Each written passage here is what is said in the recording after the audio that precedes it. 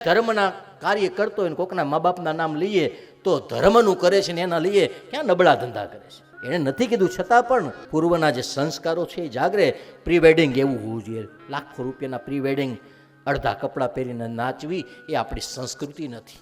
દુનિયાના દરેક માણસ આપણા ફોટા જોઈ શકે, દુનિયાનો દરેક માણસ આપણું પ્રોફાઇલ ચેક કરી શકે એવી આપણી ડિસ્પ્લે હોવી જોઈએ, એવું આપણું પ્રોફાઇલ પિક્ચર હોવું જોઈએ. ક્યાં જવાના તમે? ગમે એટલા રૂપાળા થઈને, ગમે એટલા ફંદ ફતુર કરીને તમે આગળ વધવાનો પ્રયત્ન, કરોડો રૂપિયાના મેકઅપ કરાવીને તમે ગમે એટલા, પણ મીરા જેટલા રૂપાળા દુનિયામાં કોઈ નહીં લાગે. સબરી જેટલું રૂપાળું કોઈ નહીં લાગે. સુદામાની પત્ની જેટલું રૂપાળું દુનિયામાં કોઈ નહીં લાગે. સગાળશાની પત્ની જેટલું રૂપાળું દુનિયામાં કોઈ નહીં લાગે.